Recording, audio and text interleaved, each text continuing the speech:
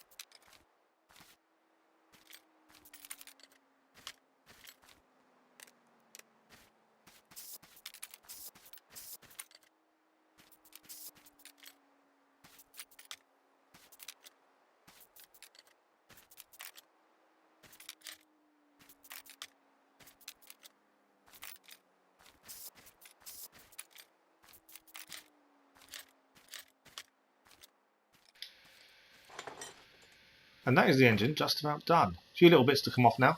Crankshaft, engine block, and then we're going to go our way, pair it all, and we'll start putting it back together right now. Again, we'll speed through this. Like I say, I'm trying to keep the video length down, so some of this we've had to speed up. And I think me talking over it being sped up kind of defeats the point. So we'll just let you guys watch us rebuild this magnificent engine.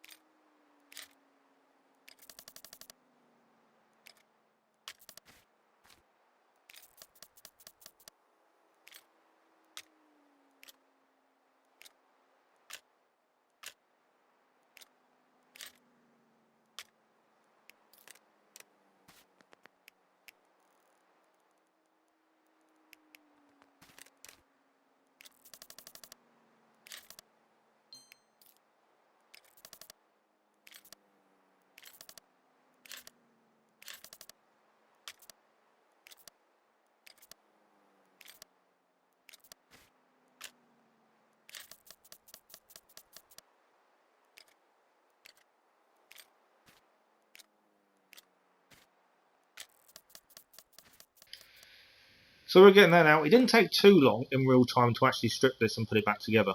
The lack of push rods is a massive bonus in terms of time. Don't spend as much time having to do everything. So, but we're getting there. We've just got the covers to put back on. Although we haven't got that one, so we need to buy one. As I say, it's a really nice engine to look at. It seems quite powerful. Obviously, we'll know more when it goes around the track. But it's a decent engine. I think we've worked on this type of engine before. I'm not sure we have a supercharger though. That could be the difference. We've seen a few of them. So oil filter on as well. Supercharger back in place. Luckily we could fix the one it had. Fuel rails. There we go. The throttle to go back on. We had to buy a brand new one. The one it had couldn't be fixed.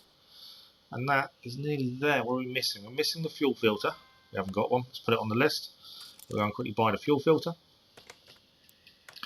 This is, I must admit, this is a series I'm really enjoying, and we are getting into a lot more building our own cars, restoring to factory, and I'm really enjoying the lap times and trying to see which cars are faster. And obviously the common denominator is me driving, but they've been really good fun so far. And some of the cars that have done well I wasn't expecting to do well, and some of the ones that I thought would do well haven't. So it's kind of weird in how they work. Handling isn't fantastic in a lot of them. If you can get the handling right, it works perfectly. I'm looking forward to finally and eventually doing our performance version of each car. That should be really good fun. So serpentine belt's going back on now. A supercharged serpentine belt, I must admit. Normal serpentine now. Belt tensioner. And we've got our idle roller as well. Perfect. And that is this magnificent engine done. What a lovely sight that is. Now, we've got to strip the car of all the suspension. And again, we are going to speed this up a little bit, mainly because I'm trying to keep the video length down. Some of these bits do need to be sped up. So here we are. We're going to start with the front right, and we'll see you when it's done.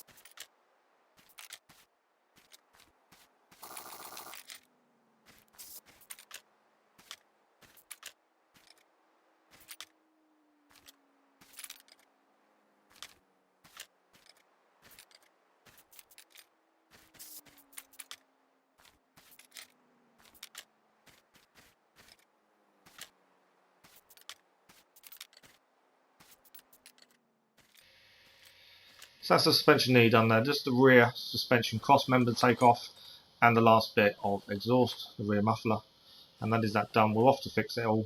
We'll be back. And here we are, so it's all fixed. So now we can start putting that together. Again, we're going to speed this up. Not the fastest speed we can go, but just so you guys can see how we did it all.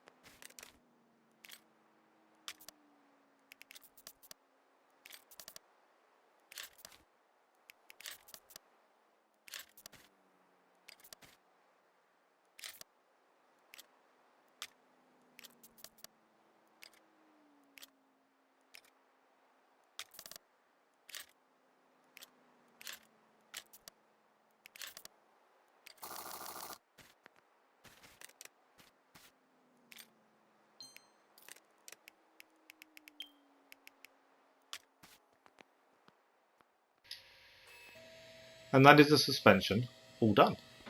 Now we just got to work with the engine bay. We haven't touched anything in the engine bay yet. So we've got a radiator to take out, and looks like the air filter. We've got the annoying little clips on the side. That's all the speeding up done for this episode, by the way, if anyone's wondering. I'm making a conscious effort to try and keep these around half an hour. I don't want any more than that.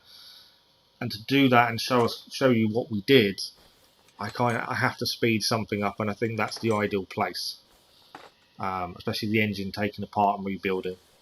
There we go. So fuse box coming out as well. The fuses though, because we have I think all of them there, in theory we should be able to just add them to the shopping list and buy them in one go, which will save us a little bit of time. It's always a bonus. I'm still nowhere near knowing which fuses we need for what car. And so something else, while we're on about electrics and fuses and things, we still haven't rebuilt a electric car yet. That's something I'm really looking forward to doing. I'm looking forward to finding one somewhere, barn or scrapyard, I don't know, somewhere, and actually rebuilding an electric car. I think it will cost us a fortune in batteries, but it'll be good fun to do, as we haven't done one. And then we get to put it around the track, even better. So that's the ABS off as well. Now we're going to go away, fix everything that was in the engine bay, just double checking there's nothing else in there. Don't think there is. Nope. See you in a minute. So everything was fixed or replaced that we could do. What we should have done, while I was thinking about it, actually added other stuff to our shopping list at the same time, which we didn't do. A little bit frustrating, but we should have probably done that. So like the window washer reservoir, power steering, we could have done all that on the shopping list beforehand, but I kind of didn't realise. I should have done. So air filter going in place now. We've got the clips we can't forget about. It's 4 tiny little clips that if you miss them, it's annoying. Nice shiny air filter there.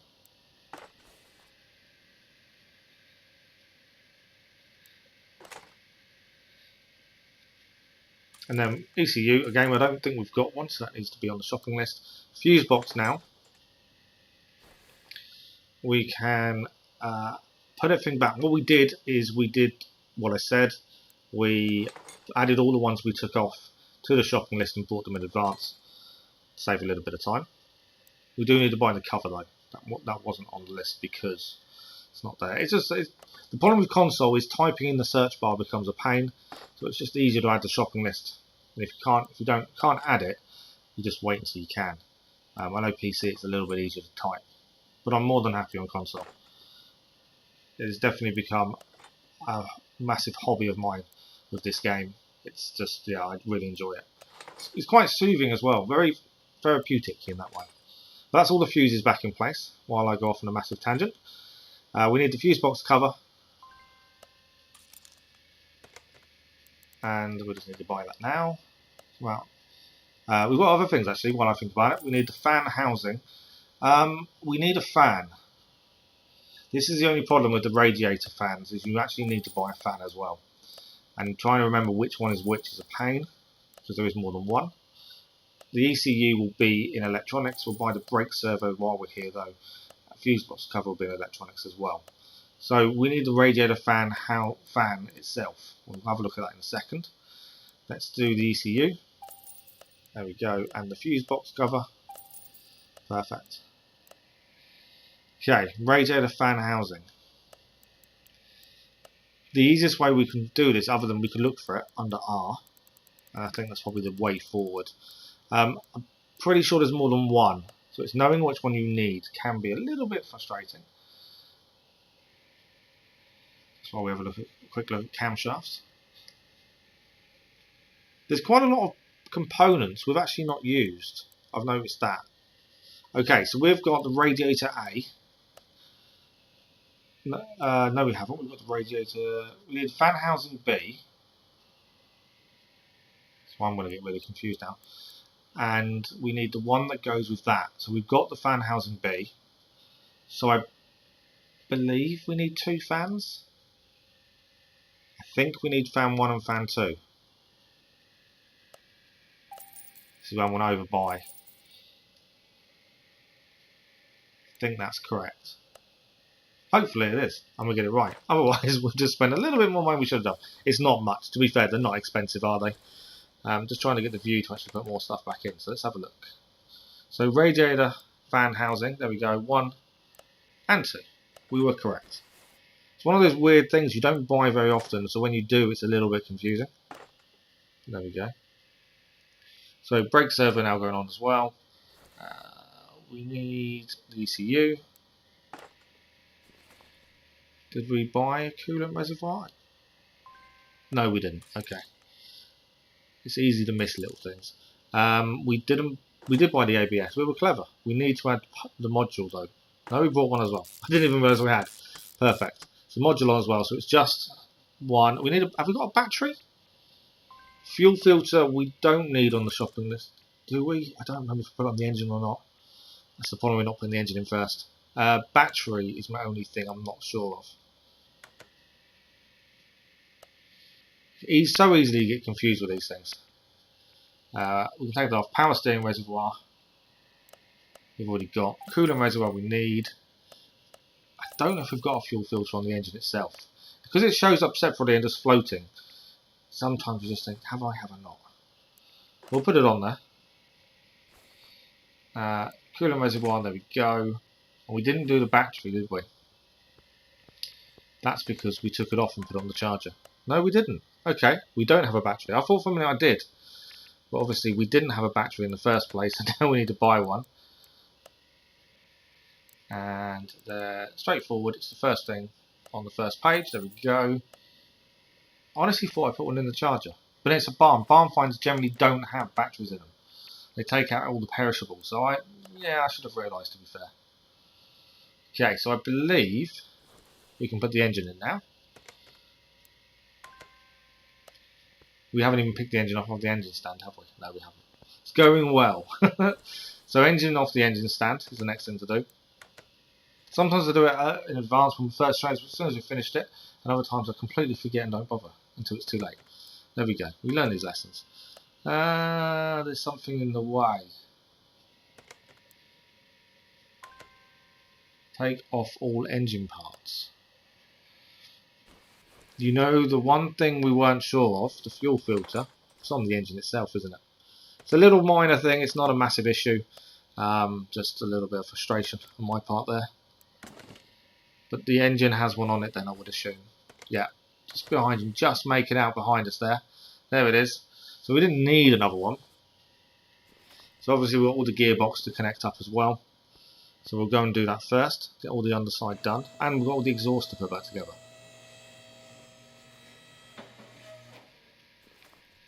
So let's try and get a decent angle to do this.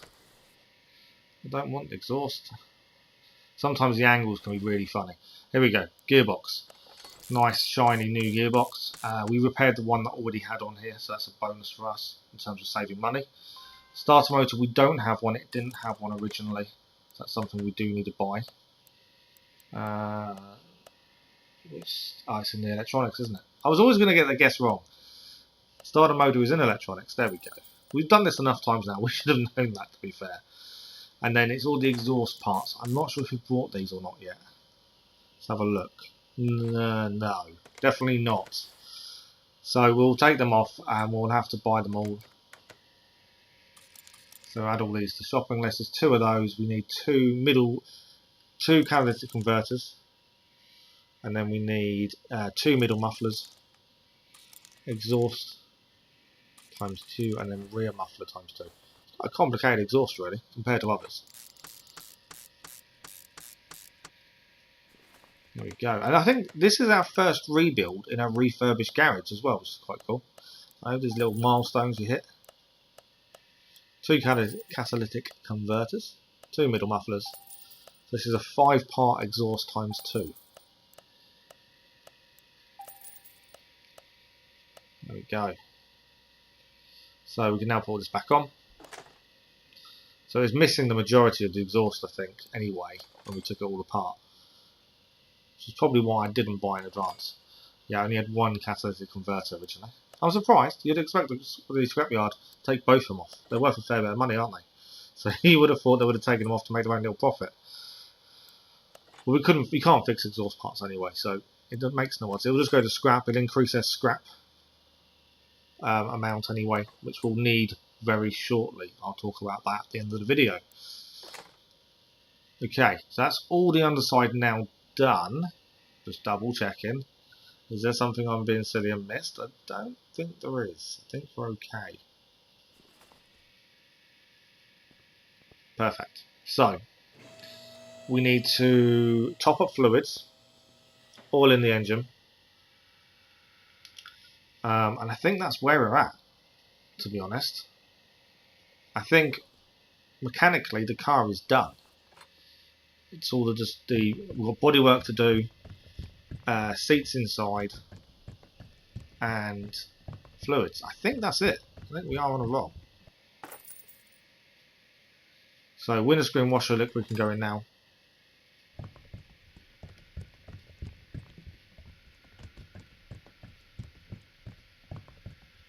Nice and easy.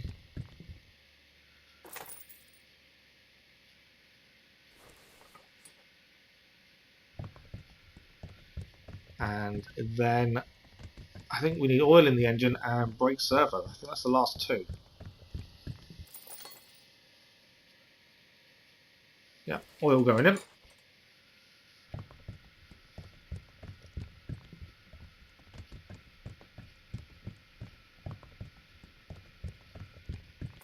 Takes a fair bit of oil, I'll give you that. And then brake servo as well.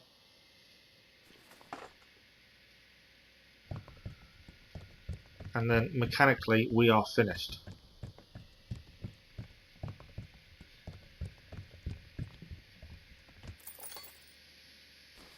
Perfect. So obviously we need to take all the bodywork off, and the best way to probably begin with that is with the hood itself. We'll just work our way around the car, taking it all off. To be fair, a lot of the bodywork looks in good condition. Obviously the lights and glass would have to be replaced. If there's a slight bit of damage on the bodywork, hopefully we can fix it. I don't see why not. It does look in very good condition, so that's a bonus. I think the barn find cars are really good for condition of bodywork compared to scrapyard cars, but then that's why we pay the premium price. So as we take all this off, what we're going to do is I'm going to go off and fix everything, put it back on the car, do all the good stuff like align the wheels and the headlights, and then what we'll do, we'll come back once we've painted the car, once I've decided on my colour scheme, and you'll get the first glimpse of our brand new factory built car. And here we are. So I'm denying about loads of different colours. We've got all the upgrades to the paint shop, so I did consider different things. In the end I went with the nice red. The bonnet isn't the normal bonnet, it's a performance bonnet, I believe it was. Doesn't give you any extra to the car itself. I think it looks nice, but because that's what it had, we just did use that one anyway. And it's a nice black bit in the middle there. I think the car looks really nice. So we're going to go to the hot lap now. So we didn't have the best of starts to this lap, but this is our best lap. As you see right at the start, we did touch the barrier. This car was very strange to drive, and I wonder if it's because of how powerful it is. Trying to get the power down on the road is difficult. I found I couldn't rev fully straight away. You have to slowly ease the throttle in, which was different. But this is our hot lap. This is our best lap. Brakes are pretty good. Steering under acceleration, not so much, as you can see. Struggling to get the power down and also turn and keep it on the track. I'm amazed how good this lap was by the end of it. Our standing start lap was a 1:47, which was really very, very good anyway, to be honest. That itself is a lap record of a 1:47. So if we can get this lap together, we should be good. The previous, well, the current record, although we've already beaten it, I will say that, is a 1:52.6, and the second lap we did was a 1:46. So that's all again beating the best lap. So 2 records smashed in quick succession, and this is the best lap of the 5. So you can imagine what kind of time this is going to get. So holding this together nicely, a couple more corners to go, and so far I think we're doing well. We had that little bit of rubbing against the barrier at the start, probably didn't help things. That would have slowed us down a little bit. 2 corners to go, 1 corner to go now, and as we go around the last corner and cross the line, we're going to finish with a 1:44.722, which is smashing the lap record by 7 seconds. 7 seconds? 7 or 8 seconds. So now top speed. This car has already smashed the lap record. Can it beat the top speed record? That's the question. The current top speed record is a 243 kilometers per hour. Let us see what we can do here. 243 to beat, and we're approaching it already. Past it. So it is smashing the top speed record at the same time. This is our new record breaking car. There we go. We must be getting close to the end now. We are. It's topped out. It's not going any further. So we topped out at 286 kilometers per hour, which is 177.712 miles per hour. Again, smashing our top speed record. That is incredible. It is a performance vehicle, so I kind of understand it. Supercharged V8, but I wasn't expecting that. Smashing both records by quite a way. New lead on both leaderboards. Now we'll talk money. We did spend £24,459 fixing the car, including the buying price of £48,377. A total spend is £72,836. That's a lot of money. But we can sell the car for £121,180, and that gives us a total profit of £48,344. So I think it's probably one of the most expensive cars we've rebuilt. Time-wise, it didn't take that long, strangely. But yeah, I think we spent more money on this car than we've done on most other cars. Our sell value is probably one of our highest so far. But with a new record holder on hot lap and top speed, I'm not complaining. Imagine this thing done tuned to performance once we've done the stars. Imagine that. This thing could be even better. If we can get the steering under control, it'd be a lot better. But it was a fantastic lap and a fantastic top speed as well. And that is all done for the FMW Panther MK2 Performance version. So, next episode, and this is a really good one, and this is one that I'm looking forward to doing. This is our 1998 Ribsand Starline 1-star build. It is our first ever 1-star build on the channel. That will be in the next episode, so look out for that. If you are enjoying this series or any content on the channel, don't forget to subscribe, and a like on the episodes does really help as well. So hopefully we'll see you next time for our first ever 1-star build.